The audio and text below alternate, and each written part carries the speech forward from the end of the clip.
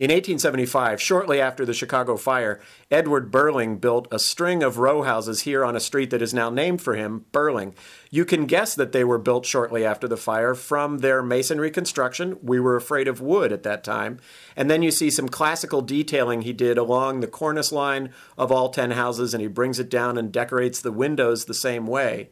The one we're going into today is a little bit different than the others. It has a much more prominent front porch, and it also is just a little wider than the others. It was probably built for somebody special. It's wider in the front, and then it narrows off in the back. You'll see when we go inside into the new section. It's been greatly expanded and renovated in recent years. You can see that right from the front door. There's this crossed arrows panel in the original front door, and that's going to pick up in the cover of a skylight hanging over the original stairs. The cover is new, but picks up that detail. The skylight and several others in the house resolve one of those problems you get with a historical row house, which is that typically the only natural light you get is from the front and back windows.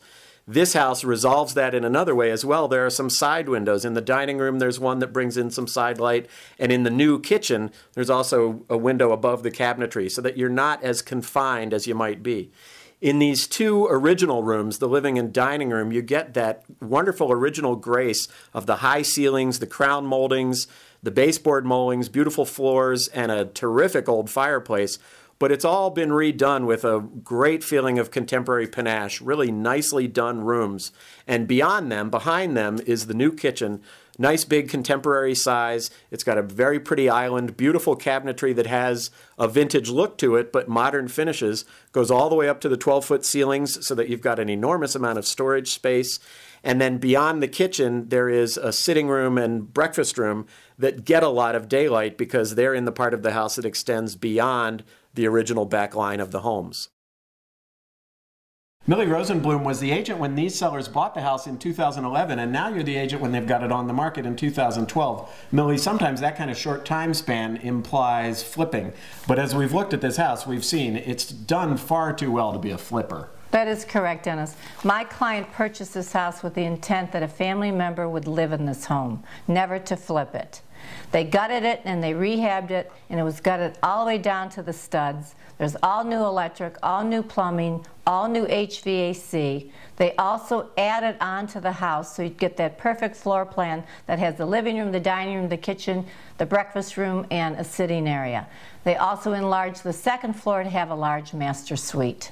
So really what I get is a historical facade with a new house behind it. All the way down to the plumbing. The advantage of redoing the plumbing is visible, especially in the original bedrooms at the front of the second floor. In a previous updating, the floors had to be raised to bring in new plumbing lines, so the flow wasn't all that easy. In the restoration that's just been done, those floors were taken out, the plumbing was put in differently so that you flow directly into those two bedrooms and also, of course, into the shared bath in the hallway. There are some skylights in the bath, like the one over the stairs, really nice space.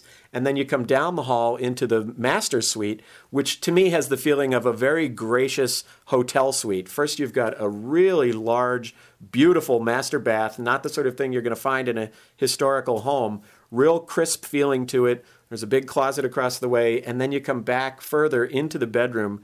Nice big sleeping area, those same high ceilings we've seen, beautiful fireplace, and then a sitting area at the back of the room that takes advantage of the fact that the house extends far back and can be surrounded by windows. So here on the second floor, there are 3 bedrooms. There's a 4th in the basement. The basement hadn't been fully finished when they bought the house.